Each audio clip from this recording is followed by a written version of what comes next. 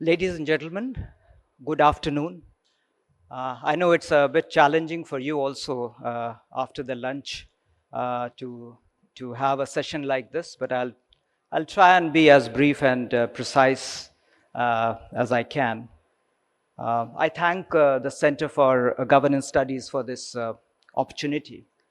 Since this session is about reflections, let me reflect on and share with you how I look at India-Bangladesh relations, nurturing and advancing which is my primary preoccupation. Let me begin by reaffirming that our relationship with Bangladesh is long-standing and unique. We are linked by a shared history, shared geography, in addition to a common language and culture. We both seek and value a relationship based on mutual trust and understanding and mutual respect. There is broad shared empathy between our people, much of which can be traced back to Bangladesh's liberation war of 1971.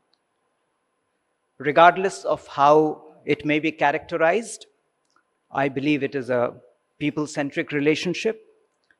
People and public opinion shape our relations more than we realize.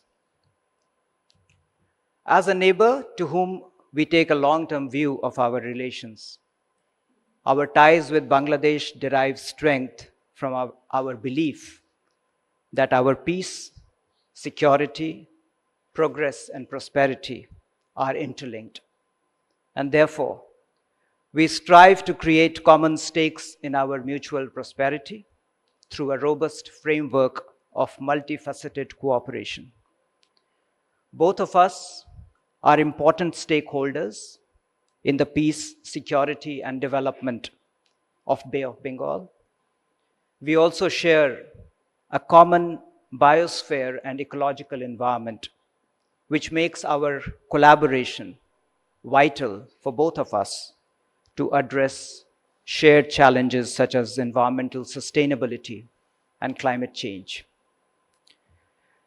Because of its geographical location, emerging capacities, and growing regional and global ambitions, Bangladesh is not just an important pillar of our neighborhood first policy, but sits at the intersection of most of India's key foreign policy visions, such as the Act East policy, the doctrine of Saga, as well as our Indo-Pacific vision.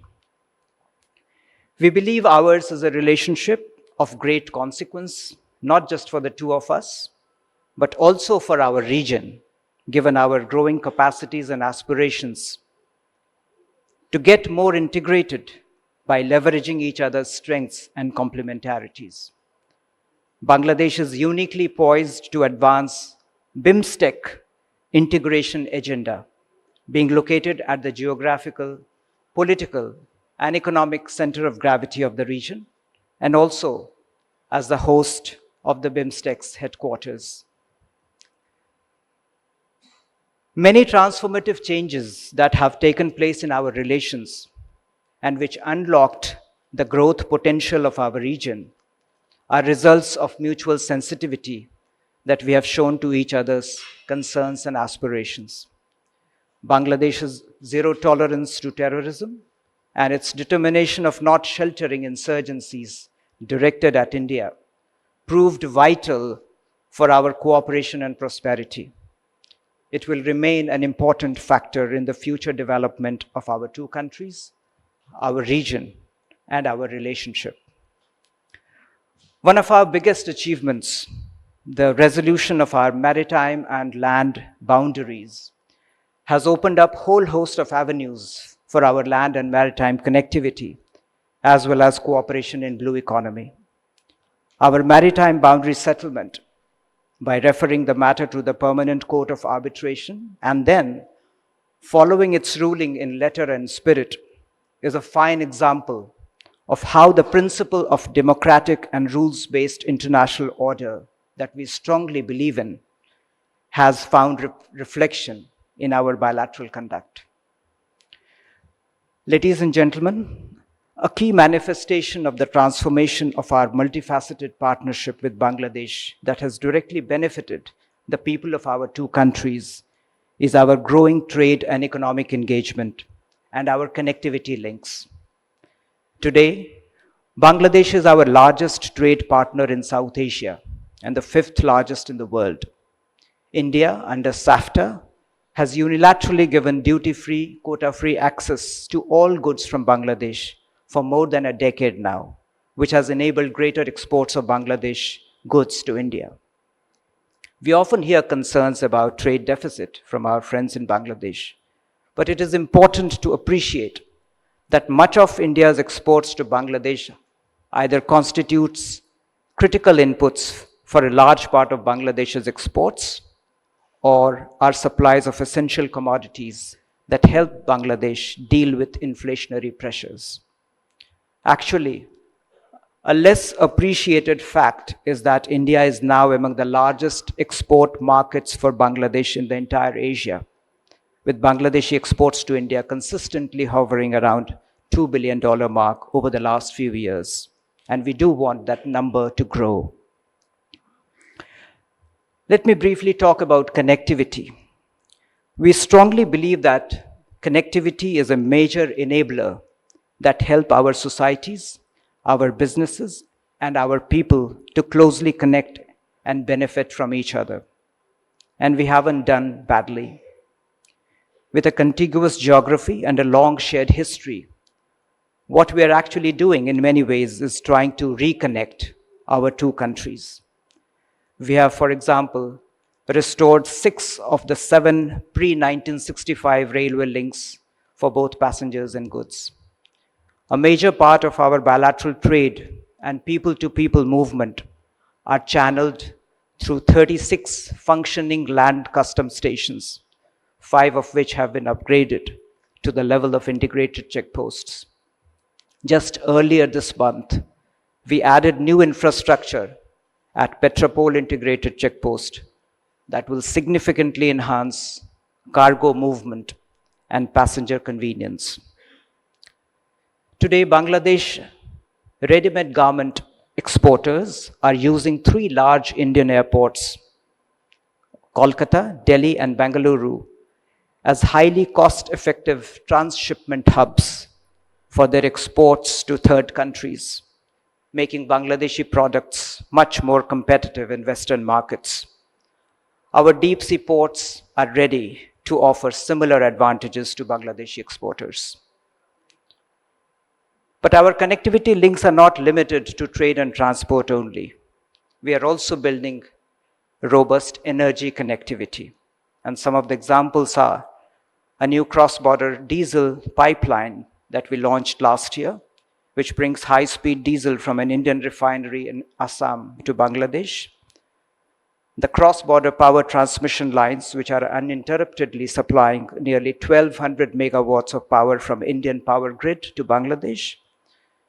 And the first transmission of 40 megawatts of power from Nepal to Bangladesh through the Indian grid that just happened 2 days ago.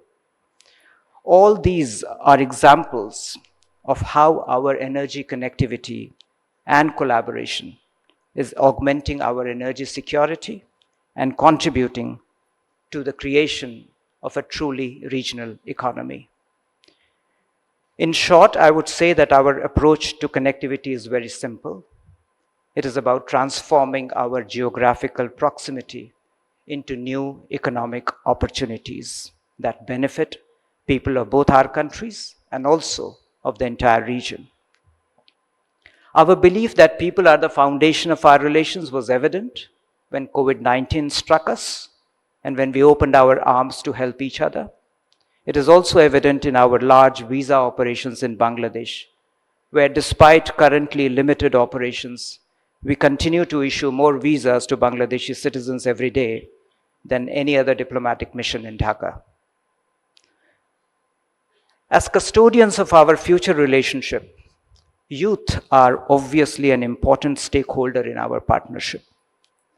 This is evident in nearly 1,000 scholarships every year that India offers to Bangladeshi youths and young professionals, including from civil society and media, belonging to all regions and affiliations. Just 2 months ago, in September, more than 500 highly talented Bangladeshi students left for higher education at premier Indian educational institutions on our ICCR scholarship.